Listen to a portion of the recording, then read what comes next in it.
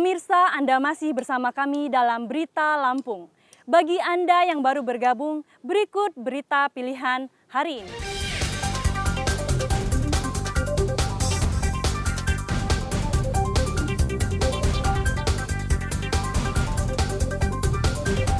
Lagi seorang petani kopi tewas diterkam harimau.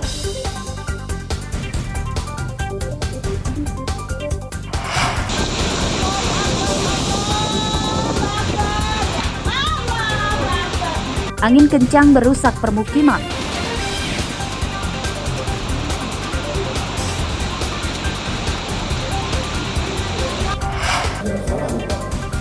Gubernur Lampung marah akibat beras langka.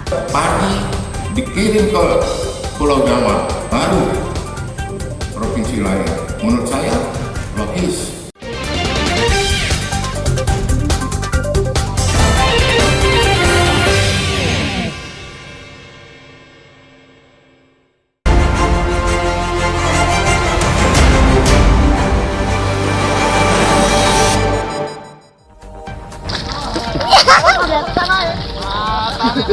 Jalan di perbatasan Desa Tritunggal Jaya dengan Moris Jaya di Kecamatan Banjar Agung Tulang Bawang Minggu siang terendam banjir. Ketinggian air sekitar setengah meter. Sejumlah motor yang nekat menerjang banjir akhirnya mogok. Warga pun bergotong royong mendorong motor supaya bisa mentas dari tengah banjir.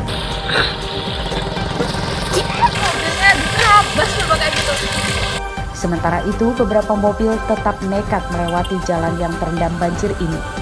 Para pengemudi mengatakan tidak putar balik karena jarak tempuhnya akan lebih jauh.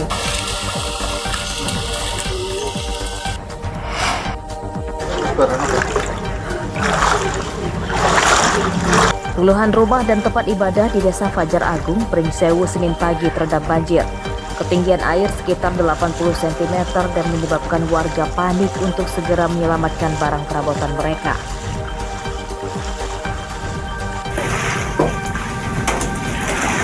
Banjir terjadi akibat hujan lebat selama 2 jam. Banjir nyaris melumpuhkan aktivitas warga sebab jalan desa tidak bisa dilewati kendaraan motor dan mobil. Petugas BPBD turun ke lokasi dengan mengerahkan beberapa mesin pompa air berkapasitas besar.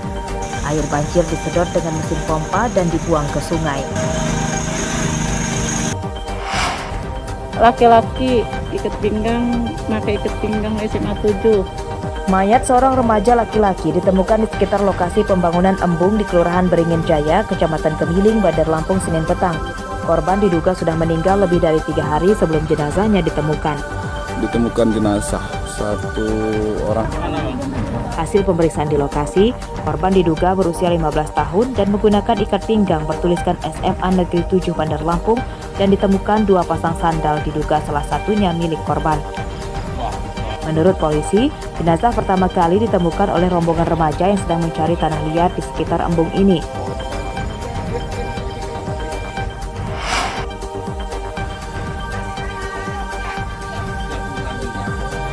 KPU Tanggamus Rabu siang menyerahkan uang santunan kepada keluarga Nizar Effendi, petugas TPS 6 di Desa Datar Lebuai, Kecamatan Air Nandingan yang meninggal dunia pada hari Senin lalu. Uang santunan bagi keluarga KPPS yang meninggal dunia sebesar 46 juta rupiah. 36 juta sebagai santunan kematian dan 10 juta bantuan pemakaman. Nah, ini sudah jelas, aturannya sudah jelas. Administrasi sudah dibereskan, ini sudah dibantu. Nanti gimana sekilasnya? Menurut teman kerjanya, pemungutan hingga penghitungan suara di TPS 6 dimulai pada hari Rabu pagi dan selesai pada Kamis pagi. Setelah penghitungan suara, Nizar yang diduga kelelahan mengeluhkan sakit di dadanya. Nizar meninggal dunia setelah mendapat perawatan di puskesmas selama 3 hari. Kebebas di longsoran dari sejak jam 9 malam, nggak bisa lewat sama sekali motor ataupun mobilnya. Sebuah truk terjebak longsor di jalur lintas Sumatera Liwakrui, wilayah Desa Kubu Perahu, Kecamatan Balik Bukit, Lampung Barat selama belasan jam. Khusus untuk pengendara sepeda motor. Akibatnya jalan penghubung Lampung Bengkulu ini putus total dan tidak bisa dilewati motor dan mobil. Truk bisa dievakuasi setelah gundukan tanah di sisinya disingkirkan dan truk ditarik alat berat.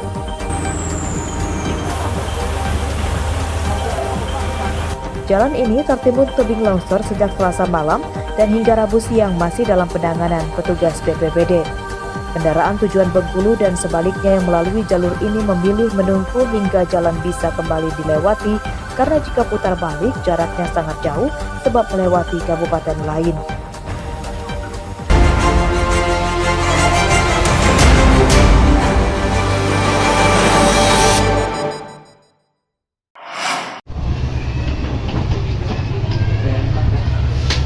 Meski Lebaran masih lebih dari sebulan lagi, namun tiket kereta api untuk keberangkatan tanggal 6 April 2024 atau pada H-2 Lebaran sudah terjual 90%. Ini disampaikan pihak PT KAI Divre 4 Tanjung Karang Kamis siang yang mulai menjual tiket kereta untuk musim arus mudik mendatang sejak 15 Februari 2024 lalu.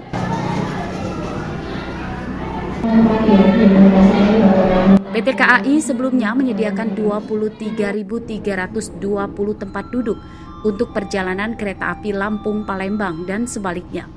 Kemudian kereta lain yang akan dioperasikan adalah Kuala Stabas dengan total 28.160 tempat duduk.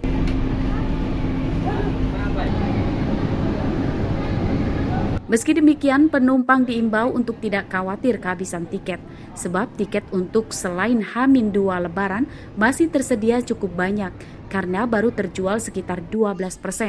Penumpang juga diharap masih kebagian tiket untuk mudik Lebaran tahun ini.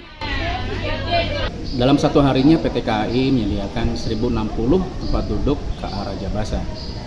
Hingga kini untuk tanggal favorit yang diperkirakan 5, 6, 7 April nanti, di tanggal 6 April sudah terjual 90% tempat duduk, sedangkan di tanggal 7 April sudah terjual di angka 70%. Kalau misalnya penuh kan sering kepenuhan kalau kita seminggu sebelum keberangkatan. Ya kadang-kadang kalau udah 3 hari, minggu itu udah nggak ada lagi. Jadi ya terpaksa naik bis. Harapannya ke depannya apa nih Kak untuk KAI sendiri? Ya gerbongnya lebih banyak ya, biar Hamil 3 masih bisa mesen. Di pertambah gerbongnya. Para penumpang diimbau untuk membeli tiket secara daring supaya tidak perlu repot ke stasiun. PT KAI juga berjanji selalu memperbaiki pelayanan demi kenyamanan dan kepuasan konsumen. Jeffrey Arifin melaporkan dari Bandar Lampung.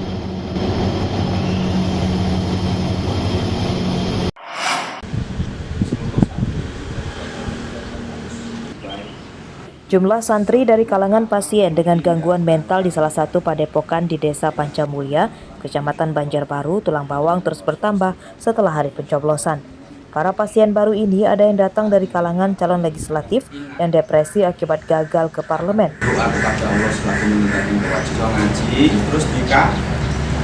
Di pesantren ini menangani masalah sosial tertentu dengan pendekatan Islami. Pengobatan yang dilakukan dengan cara spiritual, meditasi, mengaji, berzikir, dan meningkatkan ibadah lainnya. Tujuannya supaya para pasien bisa lebih tenang dan secara perlahan bisa melupakan masalah besarnya. Juga menerima pasien ataupun santri yang mungkin gagal nyalek.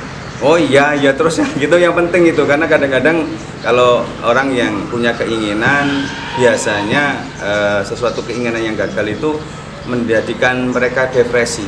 Jadi apa mau nyalon mau bagaimana nggak jadi, itu ada ya. Contohnya ini yang samping ini sempat mau nyalon, terus yang samping ini sempat mau nyalon tapi ya depresi.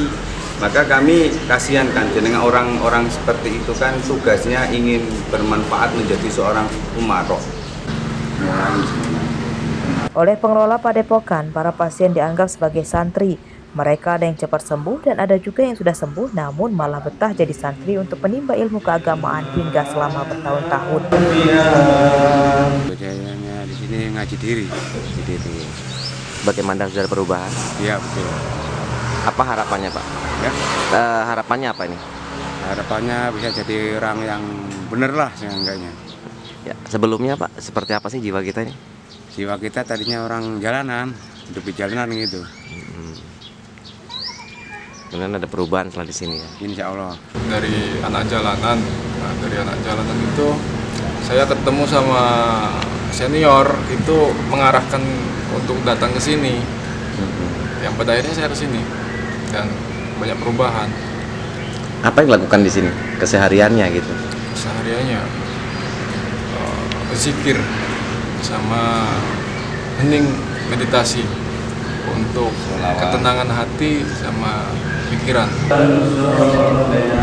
Padepokan ini juga menerima pasien orang dalam gangguan jiwa.